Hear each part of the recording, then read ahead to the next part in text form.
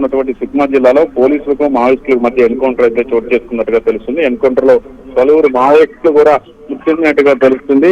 Gollapalli police station పరిధిలో ఉన్నటువంటి అటవీ మరియు కొండ ప్రాంతంలో ఉదయం నుంచి కూడా ఎన్కౌంటర్ ఇంకా కొనసాగుతుంది. ఆపరేషన్ లో డిఆర్జీ సైనికులు అలాగే పెద్ద ఎత్తున బెటాలియన్ టీమ్స్ కూడా పాల్గొన్నాయి. గొల్లపల్లి అడవిలో డిఆర్జీ నక్సలైట్ల మధ్య ఇంకా అడపాదడపా కాల్పులు జరుగుతూనే ఉన్నాయి. సుక్మా జిల్లాలోని గొల్లపల్లి పోలీస్ స్టేషన్ పరిధిలో ఉన్న అటవీ మరియు కొండ ప్రాంతంలో మావోయిస్టులు ఉన్నారన్న సమాచారంతో పెద్ద ఎత్తున జిల్లా పోలీసు దళానికి చెందినటువంటి డిఆర్జీ బృందం కూడా ఆ ప్రాంతానికి చేరుకుంది. ఈ నేపథ్యంలో అటు పోలీసులకు ఇటు మావోయిస్టులు ఒక్కసారిగా ఎదురుపాట్లంతో కాల్పులు అనేవి జరిగినట్టుగా తెలుస్తుంది. డిఆర్జీ టీమ్స్ ఇంకా ఆ ప్రాంతంలో పూర్తి స్థాయిలో ఆపరేషన్ చేపట్టింది. గొల్లపల్లి ప్రాంతంలో మావోయిస్టుల జాడ్లపై పూర్తి స్థాయిలో నిఘా పెట్టి చాలా మందికి కూడా ఆ కాల్పుల్లో గాయాలైనట్టుగా తెలుస్తుంది. ఈ రోజు సాయంత్రం వరకు కూడా దీని మీద పూర్తి స్థాయిలో స్పష్టత వచ్చే అవకాశం ఉంది.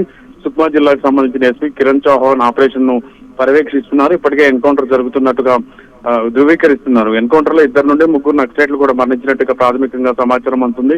ఎస్పీ కిరణ్ చౌహాన్ కూడా ఎన్కౌంటర్ ను ఇప్పటికే ధృవీకరించిన నేపథ్యంలో మృతుల సంఖ్య కూడా పెరిగే అవకాశం ఉన్నట్టు తెలుస్తుంది.